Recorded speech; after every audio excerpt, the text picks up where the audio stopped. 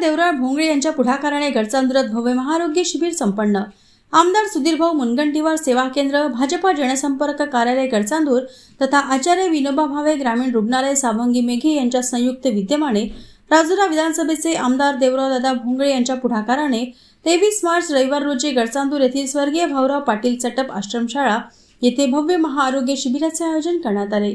या शिबिरात मेडिसिन तज्ञ, रक्तदाब, ब्लड शुगर, बरेच दिवसाचा ताप, किडनीचे आजार, हृदयरोग, अशक्तपणा, वारंवार चक्कर येणे, नेत्ररोग तज्ञ, डोळ्यांचे सर्व आजार, मोतीबिंदू शस्त्रक्रिया, तिरळेपणा, सर्जरी अशा विविध आजारांवर मोफत रोगनिदान व शस्त्रक्रिया करण्यात येणार आहे। मोठ्या संख्येने नागरिकांनी या शिबिराचा लाभ घेतला।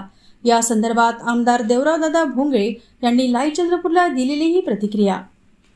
आज गडचांदूर शहरामध्ये सुधीरभाऊ मुनगंटीवार सेवा केंद्र गडचांदूर आणि भारतीय जनता पार्टी जनसंपर्क कार्यालय गडचांदूरच्या वतीनं या ठिकाणी आम्ही महाआरोग्य शिबिराचं आयोजन केलं। गेल्या अनेक वर्षापासून मी घुगुतपासून पोंभूर असेल की आता राजुरा विधानसभा असेल या सर्व भागामध्ये जनतेची सेवा व्हावी, त्यांना चांगल्या आरोग्याच्या सुविधा मिळाव्या याकरता शिबिराचं आयोजन करत आहोत। मी या मतदारसंघामध्ये निवडणुकीच्या 1 वर्षापूर्वी आलो। त्या वर्षभरामध्ये या मतदारसंघात 7 ठिकाणी आरोग्य शिबिरं घेतली, 30,000 रुग्णांची मोफत तपासणी केली, 2700 रुग्णांच्या मोठ्या शस्त्रक्रिया केल्या आणि या भागातील जनतेने त्यांच्या सेवेसाठी मला मतरूपी आशीर्वाद दिला आणि महाराष्ट्राच्या विधानसभेमध्ये पाठवलं।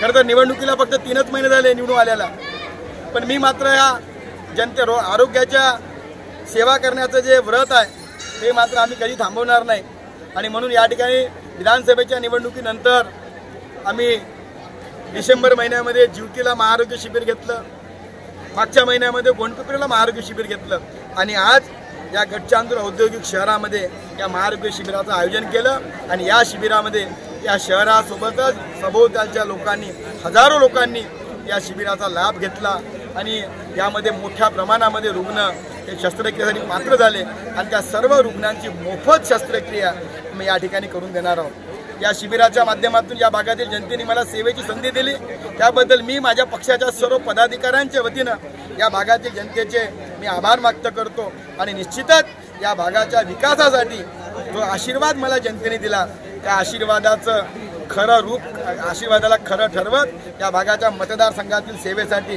मी सदैव या ठिकाणी काम करणार।